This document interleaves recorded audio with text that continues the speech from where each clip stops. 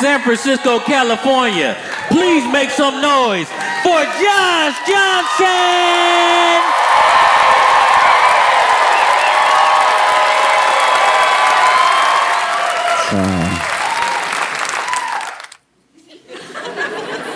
I've been having trouble. I can't stop thinking about how we've gone from this like 36-hour news cycle that we were kind of in last year to now this sort of 12-hour, maybe even 6-hour news cycle that we're in now. It's just everything bombards you all the time, and there's no time to take in a story as it's happening. As soon as a story happens, there's another thing to replace it that's the big deal for this 20 minutes, you know? And it's hard to even vet stories now. Like, there'll be a story that seems like a big deal, but the more you think about it, the more you're like, why'd you tell me that? But it'll be big news for a second, and then it'll be like, oh, but then that was just wasting my time, okay? Like, I don't know if you saw, but apparently after all this time, they've nailed it down. They've solved it. Apparently, we got Jack the Ripper.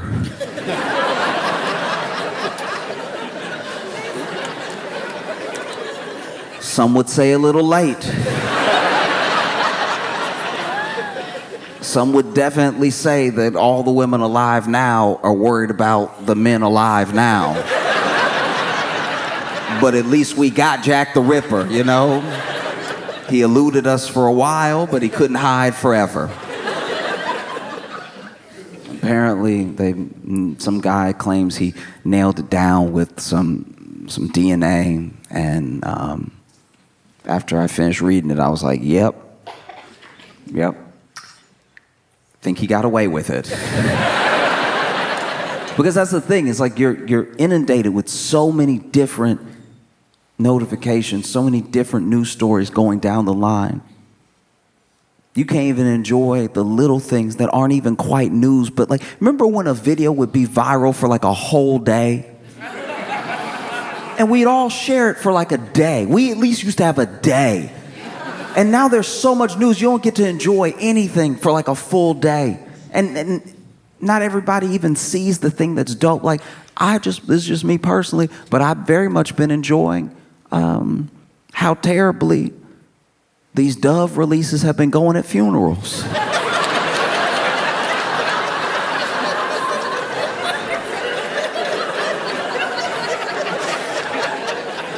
In case you're not familiar,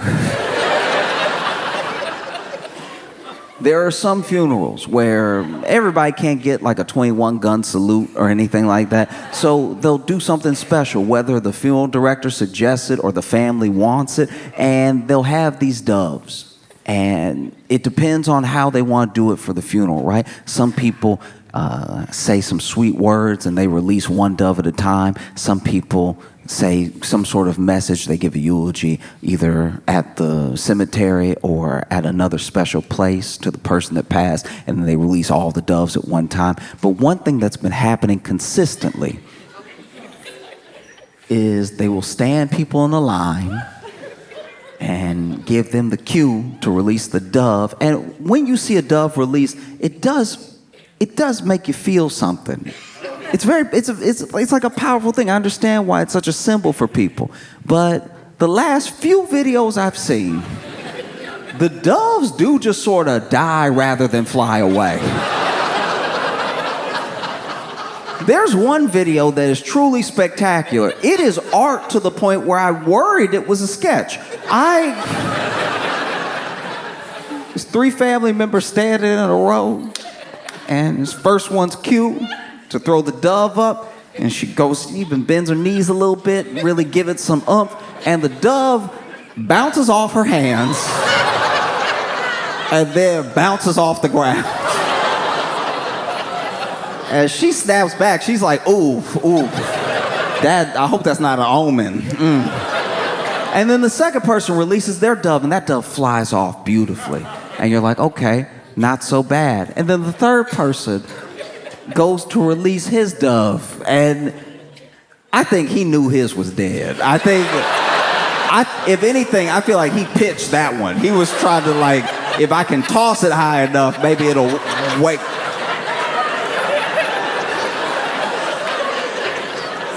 There was another funeral where they were doing dove releases, and they had like 5 people lined up, and they were doing a different like stanza to this poem, and at every break in the stanza they released one of the doves and stuff, and they were getting close to the end. So this I don't know if this woman was number 5 or number 4, but she was whispering at the funeral director the entire time, "He dead."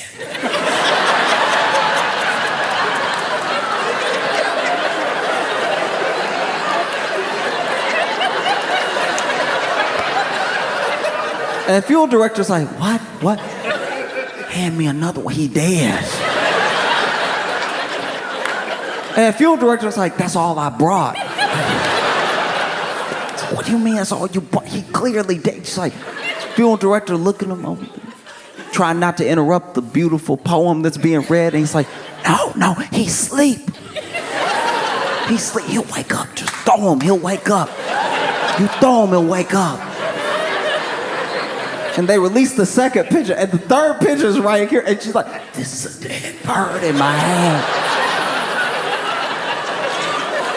Don't play with me. Find another bird. And he's like, I swear it's asleep, just throw it. And then the third person throws theirs up, and then they read the poem, and the woman's standing there like,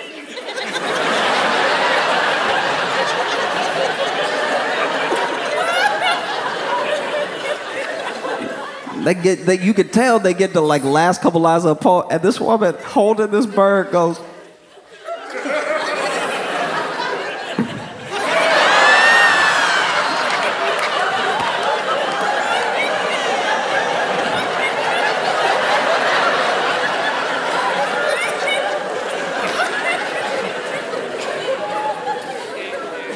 she just tried to like waste bird up, and then they end the poem, everybody looking at her, and the field director like,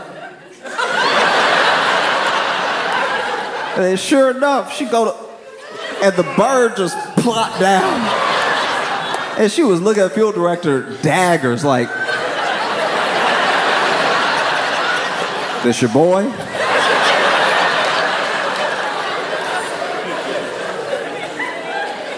And then the 5th person, their dove fly off no problem. So everybody got a good dove, except for her. I felt for her. One thing I don't know if everybody thinks about when it comes to those dove releases is where they go. What's next? I don't know anything about this, so I don't know if the dove returns and they just know to go to the funeral director's house or something. I'm assuming they start a new life. Like, I'm assuming the dove gets thrown in the air. It was like, what a beautiful ceremony. I didn't know him, but y'all sent him off right. And then they fly off and try to get things going themselves. I'm just trying to imagine what it would be like to be like a released dove at a Bronx funeral. You're a released dove at a Bronx funeral. And then you land on some roof somewhere, you're like, all right, I guess I gotta get my bearings. And then a pigeon land right behind you, just, what's up, sweet thing? Pigeon just seemed like a very rub the belly bird, It's like, how you doing, huh? Hey, you looking fine as hell, no spots or nothing. Hey, you must be new to the city. Let me show you around. I know where the good spots are. But that's the world we're in now, Nothing but news stories, non-stop. Everything's coming at you. We've gone from this 36-hour news cycle to the 12-hour, 6-hour, 4-hour on a really bad day. And you cannot care about everything. You can't, you want to have empathy, and especially when something's big, you want to care about it for as much attention as you feel like it deserves. But then another thing happens, and you're just daisy-chained bad news all the time, or what's supposed to be important news all the time. And so sometimes things fall out of your head because you're like, I can't focus on everything at once, and some things I can't do anything about. you know? And so after a while, you haven't heard about something long enough, you just assume it's been resolved if nobody's talking about it. But nobody's talking about it because there's so many things to talk about. And you also have to measure up how you feel about the world right now with the fact that everyone trying to give you news about the world also wants your money. They want a subscription from you. So they're just inundating you with all this stuff because, like, maybe you'll like news from us, so we'll just keep sending you notifications. Because there's always a lot happening in the world. That's not different. The fact that we have access to it is different. Like, I was thinking about all of this last week. I was just sitting there and thinking to myself, dang, we never did get those astronauts down.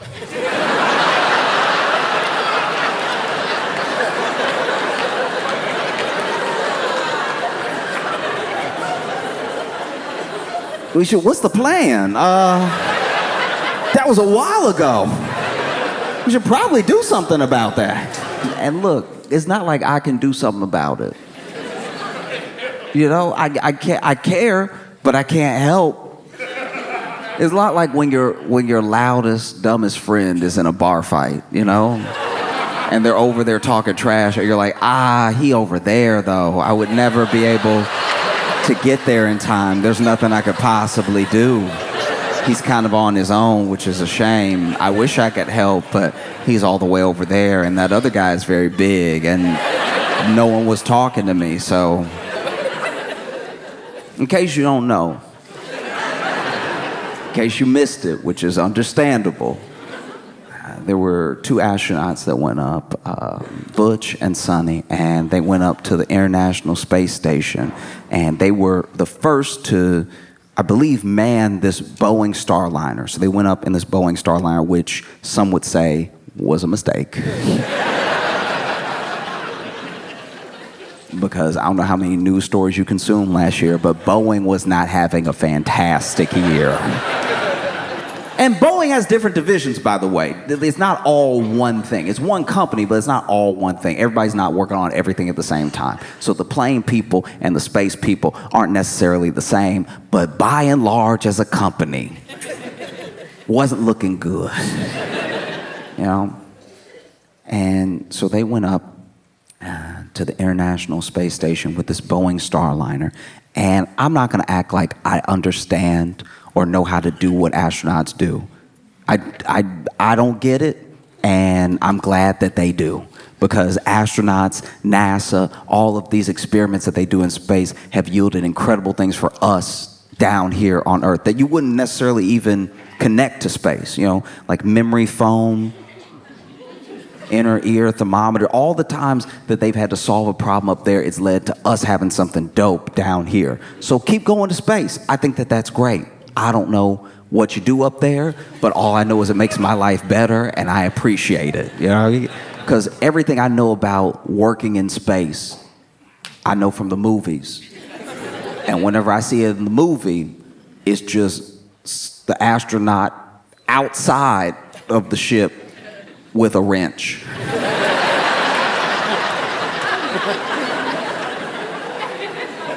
Every time I see it, it's Sandra Bullock or Bruce Willis outside the ship, just...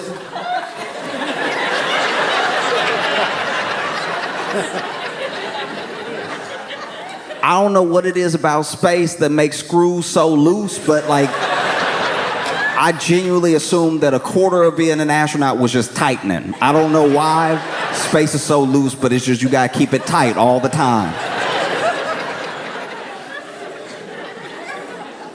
And so they send them up there, and this Boeing Starliner had a bunch of other problems. It had a bunch of other issues on the sort of unmanned tests that they were doing, you know. And so it's very brave of them to even go up there and be doing these experiments and try and make a better world for us, you know. They get up there, and they're supposed to be up there for like 8 days, right?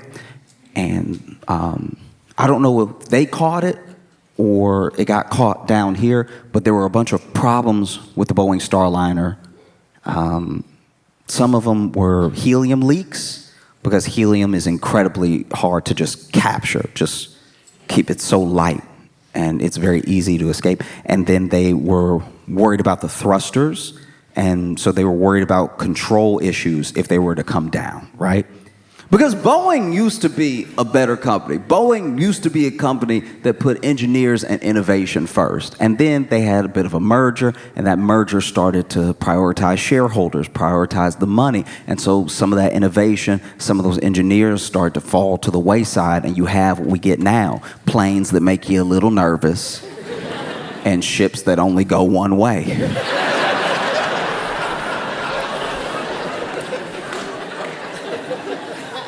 Because, make no mistake, Butch and Sonny are fine in the sense that they are the most seasoned astronauts that we have. You know, Sonny has logged potentially more hours than I think any. She had 322 days in space, and she has logged like 50 hours of spacewalking and everything. She's like a true veteran. And even before that, she was a diver in the Navy, and she piloted combat helicopters. Like, she knows what she's doing. And Butch is the same way. Butch had already been on missions before this. And to be fair, this was going to potentially be one of their last missions. And so for them to go up in space for those 8 days, them getting some extra days, maybe they don't mind. I just am trying to not project how I would feel.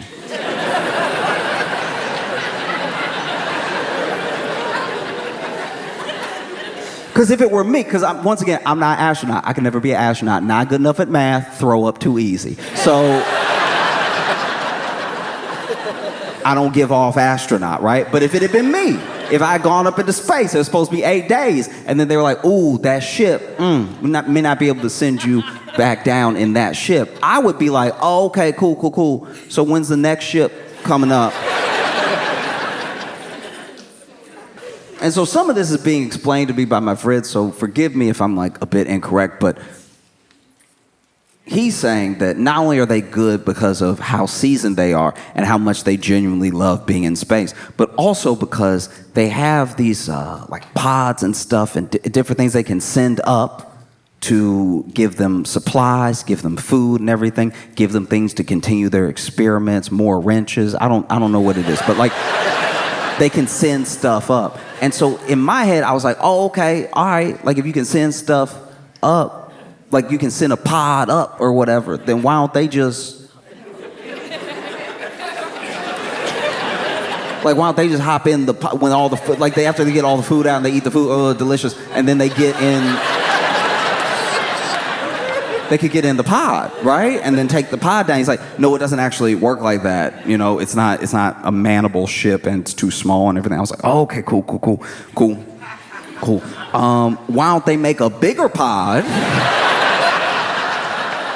You know, enough to like fit people with just some seats, just for fun, just some seats. And then they send that up, and they could even put like an Xbox controller in it, just to have something, you know? And then send them down with that. And he's like, Josh, it doesn't work like that. Like, everything you're saying doesn't make any sense. And I was like, okay, I understand that everything I'm saying doesn't make sense, but the way it does work is also sound like it doesn't make sense. To me. Just to me. All right?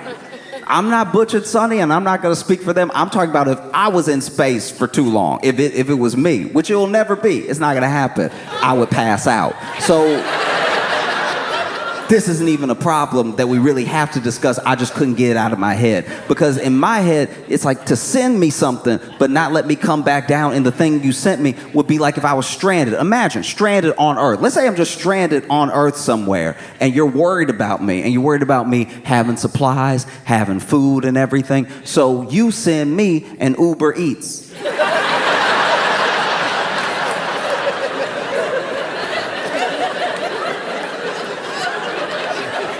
But then you go, no, don't get in the car. Don't get in the car. That's not how this works. This is not a car. This is a burrito car. See, you don't understand rocket science. This is a burrito car. You just try to get in any kind of car you want. That doesn't make sense. Stay there till we come get you with a car.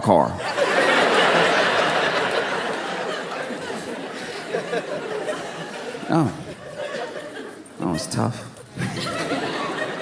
It really is. Because if you read articles and if you listen to interviews with Butch and Sonny, they're not just in great spirits. They, if they're to tell it, are getting all this extra time in space. Space is their passion, it's their happy place. And so it's somewhere where they can go that is unlike where any of us can go. They see a perspective of the earth that most people will never get in person. That's beautiful. And the expanses that they get to wake up to, that's incredible, you know? And so if this really was going to be one of their last missions and it lasts all this extra time, there is something to be said for like, wow, I really got to spend a surprising amount of time in space.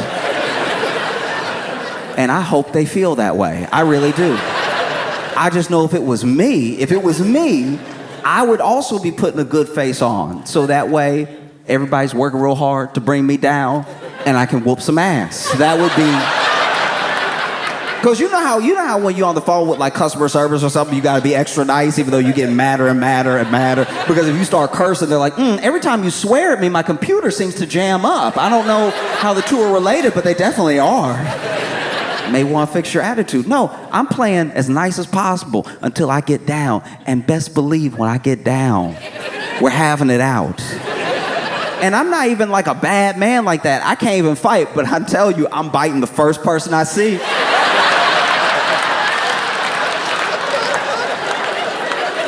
I cannot swing, but best believe I will catch a mouthful of your chin, all right? You leave me up there all this time? What's wrong with you? You must be out of your mind. You got me.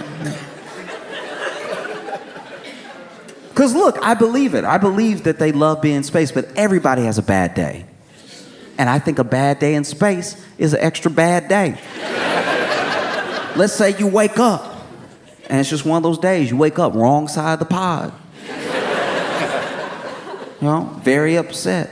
And all you want to do is brush your teeth and maybe go read a book or something. You know? But you take your eyes off your toothbrush for 1 second. And now all of a sudden you...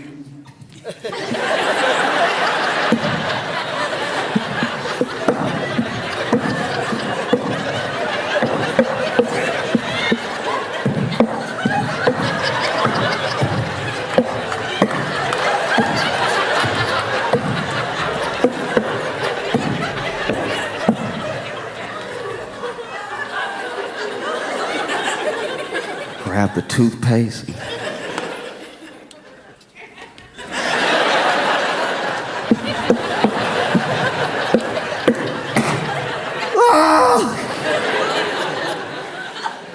Oh. Or maybe, you know, you got your coworkers up there. Butch and Sonny, I'm sure they get along, but there's other people in the space station that can leave.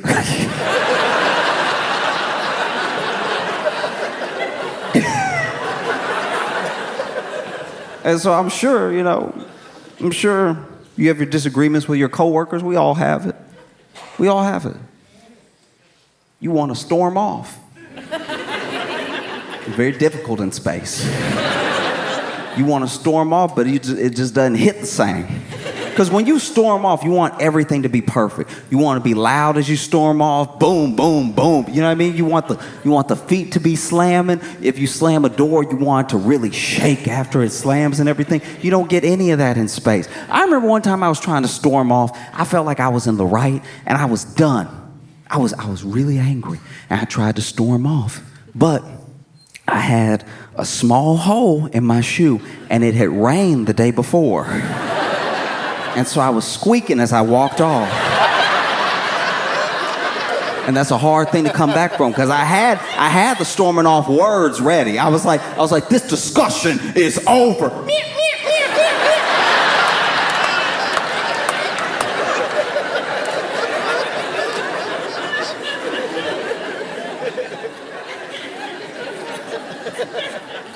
So sure enough, you want to storm off in space.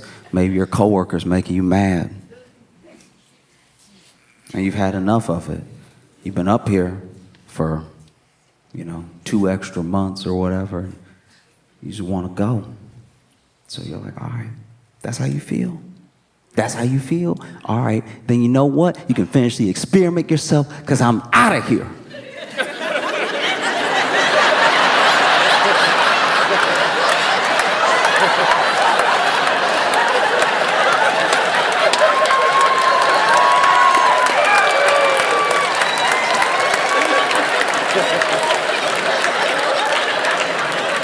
I'm trying to leave.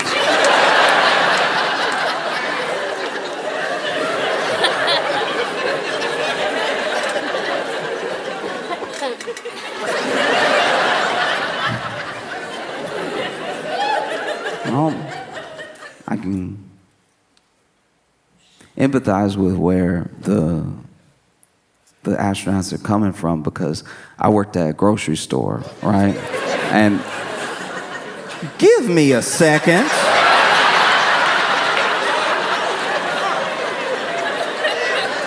That is wild. In the time I'm talking, I haven't built up enough trust that there's a point that I'm trying to... Y'all are rude. That's wild. Okay. Anyway.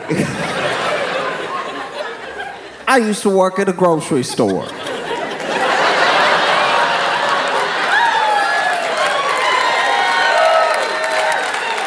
And I worked at this grocery store, and one of the reasons I wanted the job and one of the reasons I got the job is because my apartment was only going to be 1 mile from my home store. So I could walk to work, and if I was late, could run, right?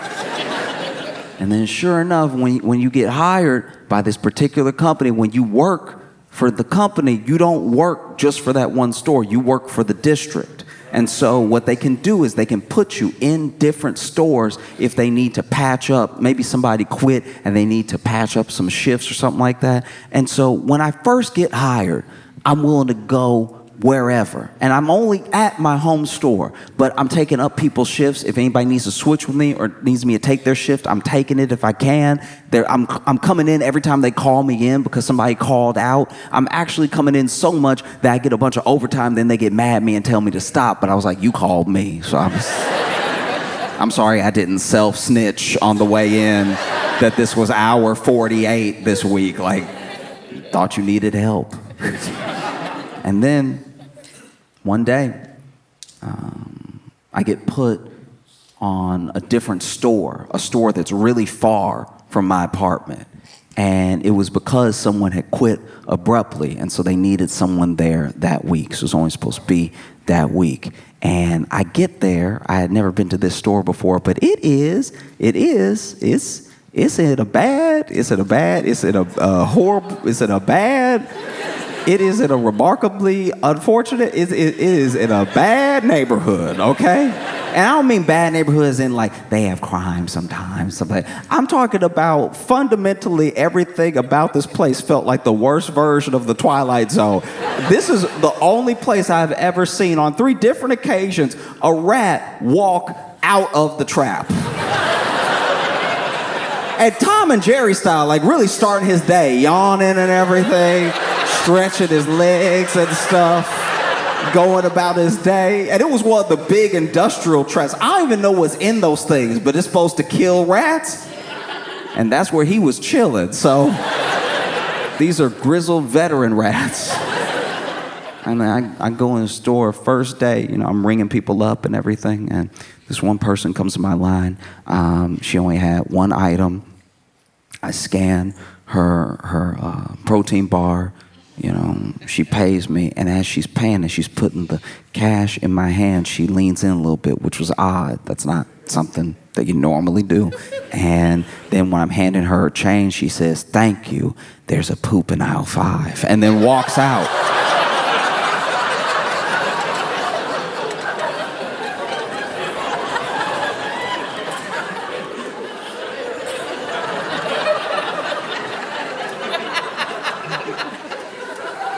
And I'm sure she didn't do it. I'm sure she didn't do it. But the way she walked out so quickly, I was like, do you have something to do with this? And so it's not really my problem. I'm hoping she was just joking. And so I just keep ringing people up, right? I'm just continuing to ring people up. And then my manager comes over, and my manager is like, hey, Josh, we gonna switch you off a register and put you on the floor for a little bit. Because, there's so many crazy things happening today. And so I'll go ahead and switch with you. And so then I had to count out my till and then go to the floor. Now, I'm still not electing myself to go to aisle 5, right? I went straight back to the back room to grab some chips that were out in front. And so I grabbed the box, and I'm opening the box and, starting to stock the chips. And I hear a scream. And so I'm like, okay, it must be real. I just hear someone go, whoa, whoa, whoa.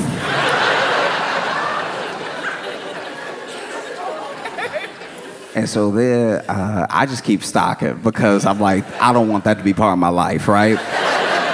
And then I get a tap on the shoulder, and it's my manager. She's like, hey, there's a whole situation on aisle 5. If you don't mind checking it out real quick. And in my head, I'm like, I thought you were gonna be ringing people up. You just been trying to set me up this whole time, using some very convenient language. And so I walk over to aisle 5, and I see it, right? And the only thing on aisle 5, on the way to aisle 5, by the way, I passed 2 people who were running away from aisle 5. Fully bumped me out of the way. Just like, huh, huh, huh. Like when you're in a zombie movie and everybody's running in one direction, but you got the shotgun, so you got to head towards the zombies. And so then I turn the corner, I see it, and the only thing on aisle 5 is it and one guy, and that one guy is looking at it, and then he looks at me and goes, I didn't do it.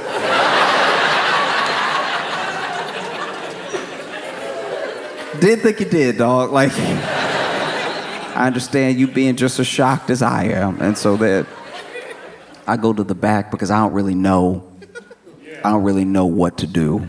You know what I mean? This has been laid at my feet, and I don't feel prepared.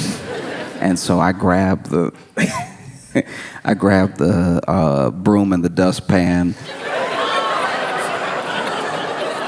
and the kitty litter. And so that I go ahead and scoop and litter and everything. And that was day 1. That was the first day that I worked at that store. The second day, this older lady walked up to me at the register. I started ringing her up and everything, and she was hitting on me hard. And she was hitting on me in the way that older people can hit on you because they're not saying anything vulgar, but they're being very vulgar at the same time. They're not using the words, but you can tell the intent is there. And so she walked up and she was like, hi, young man. And I was like, that's the wildest I've ever been called young man in my life, because she really hit that hard A with the man. It lasted forever. She's like, how you doing, young man?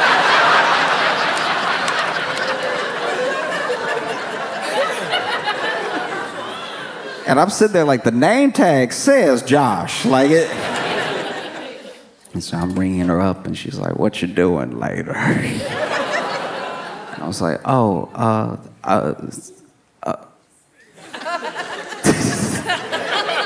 work. I'm just ringing things up as fast as I can. And then she's like, can you bag it for me? I was like, sure. So I'm putting it in the bag. She looks at me and she's like, I like the way you do it.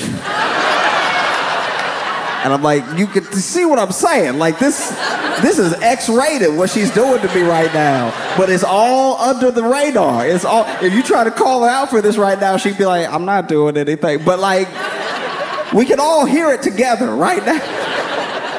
I like the way you do it. I'm like, oh, okay. Thank you. Thanks so much.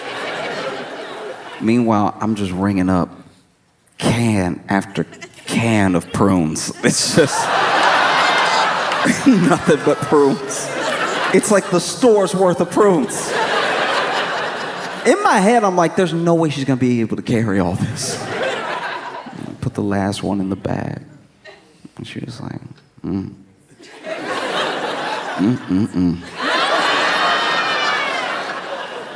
I'll see you when I come back.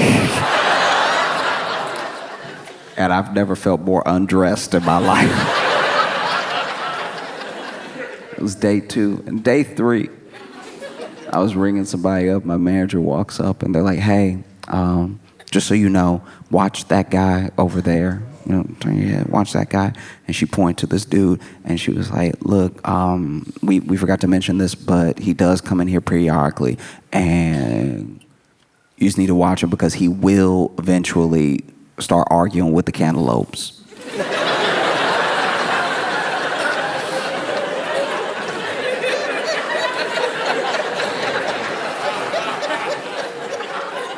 And I always try to be respectful of my bosses and stuff, but I did turn to her like, what am I supposed to do about that? Break it up? Like, what do you expect? Why you even tell me this information? We have a security guard, right? And so I'm bringing people up, and like 5 customers later, I hear in the distance, don't talk to me like that. And so immediately I turn my head to our security guard. Our security guard, all I see is his back foot walking out of the store. Because we always had security guards on hand because it's a bad neighborhood and everything, but at the same time, they were allowed to take their break whenever they wanted. So then I think he saw the cantaloupe argument breaking out. He was like, that sounds like a great time to have a snack. I'm hearing a snack right now. And so my manager comes over and she's like, we should go say something. And so we walk over and this dude's holding this cantaloupe and, you know, letting the cantaloupe have it. And he's like, you always do this. And so I'm like, hey, sir, how you doing? Hello? Hi. And he's not listening to me at all because this is the point in the argument where he got his receipts ready. He's like, no, because last time you said, he's like making all of his really good points and he doesn't want to be interrupted, right? I was like, hey, could you just keep it down a little bit? You're scaring some of the other customers, right? And this guy was like, oh, I'm sorry. Which I could not have seen coming. This guy goes, oh, I'm so sorry. I didn't mean to get loud. It just, you know how it is.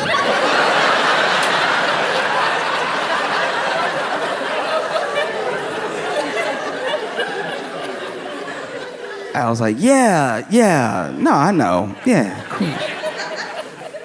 I'll go back to ringing people up, and then like several customers later, maybe 10 customers later, I see this dude in my line. And I start ringing up this one customer slow because I was like, maybe someone else will finish in time for him to get in another line. I do not want to have a conversation with this dude. And as I'm ringing them up, this guy's holding the cantaloupe and he goes, don't start again. Don't start again. And right as I look up, he's like, you know what? We're through. And he slammed the cantaloupe down. And I know he was arguing with a cantaloupe. But in that moment, I was like, oh!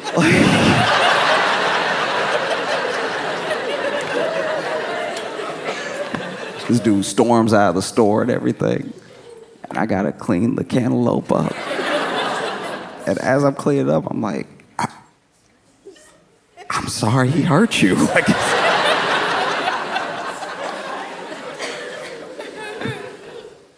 And that was just 3 days working there. You know, 3 days working there. And I was supposed to be there for a week. And they ended up having me there for 6 months. So when I tell you I can empathize what the astronauts are going through, like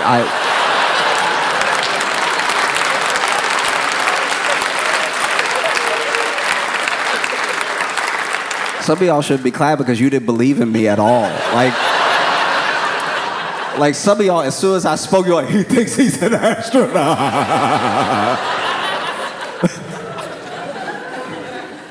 Because even if you love space, even if you love being up there and that's your happy place and everything, which I totally get, and I hope that that's the case. I'm sure if you went up there and they told you it was going to be 8 days, that you probably had plans. It was June of 2024. I'm sure you wanted to do something else before the end of the year besides float. You know, I'm sure they would love to. I'm going to go out on limb and say it, probably vote in person. That probably would have been great. And now they're up there. And I even saw an article that said that they had initially said it was going to be February of 2025 when they were able to get them down. They told them that in September. And then it got pushed a little bit more, so to like March of 2025. And then I just saw an article that said that there have been some developments and they may actually be able to go up there and get them early.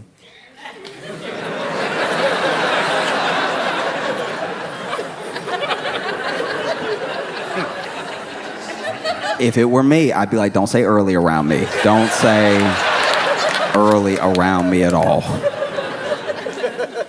Because Butch and Sonny are up there and they're going to be returning to a very different Earth. Which might be why they so cool with being left up there. That might be it. They're probably like, nah, I'm good. I'm chilling. Don't worry about me.